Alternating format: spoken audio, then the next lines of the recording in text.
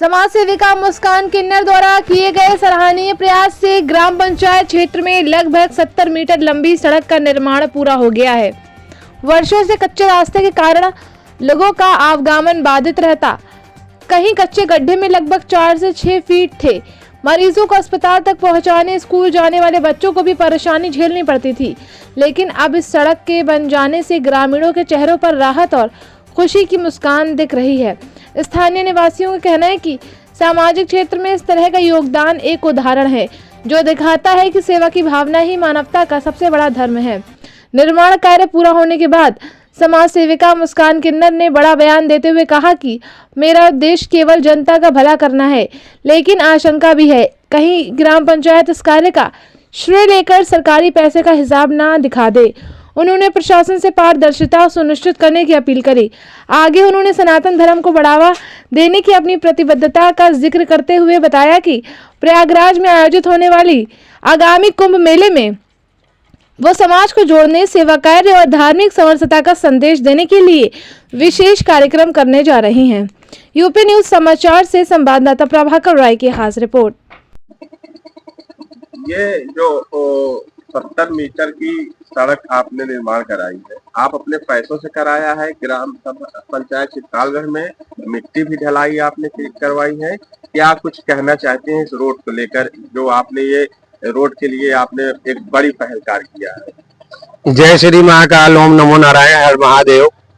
मैं 4 महामंडलेश्वर की 3 माँ की शिष्य मुस्कान नंदगिरी।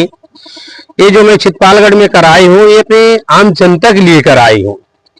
इसमें कम से कम खर्च जो है हमारा 1.5 लाख का लमसम खर्च हुआ है। ये सारा जो हमारे छोटे छोटे बाल गोपाल जिनकी बधाइयां हम लेते हैं, जो जजमान दाता हमारे पेट भरते हैं, सबको प्रणाम। जय श्री महाकाल, ओम नमो नारायण। भगवान सबके बाल गोपाल अच्छे रखें।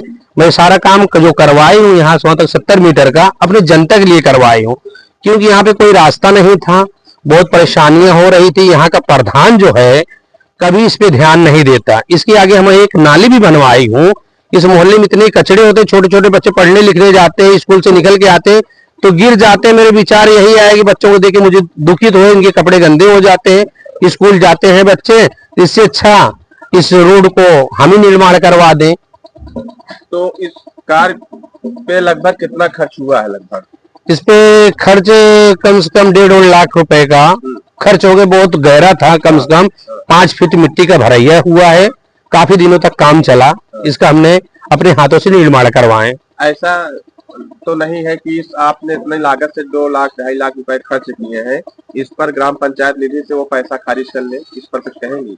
इस पे यही कहना है, प्रशासन से मेरा सरकार से हाथ जोड़ के विनती है, नमस्कार है हमारे आदित्यनाथ योगी जी, मोदी जी से, कभी भी इस रोड पे अगर मिट्टी या खंडर दिखा के अगर चित्तालगढ़ का प्रधान पास कराता है तो गैर लीगल काम सरकार को फिर धूल में आके में धूल झोंकने के प्रधान काम कर रहा है। इस पे अगर पैसा पास करवाते बेबुनियाद है, बेखर्च है, क्योंकि ये मेरी कमाई का है और जनता की कमाई इसमें लगी हुई। मैं आम जनता के लिए इस रोड को निर्धारित करी हूँ। प्रयागराज का पर्व है, संगम तट पर सनातन धर्म को लेकर एक बार फिर से 2026 में संगम तट में फिर से वही मधुर मिलन का समय आ चुका है। क्या कुछ संदेश क्षेत्रवासियों, जनपद वासियों, प्रदेश वासियों को आपकी अपने मुस्कान की तरफ से क्या कुछ कहना चाहिए? हमारा सबको नमस्कार, जय श्री महाकाल, ओम नमो नारायण। प्रयागराज एक ऐसी भूमि है कि जहाँ अमृत का बूंद गिरा हुआ है। वहां का दर्शन करना बहुत जरूरी है और जो दर्शन करेगा वो भाग्यशाली है।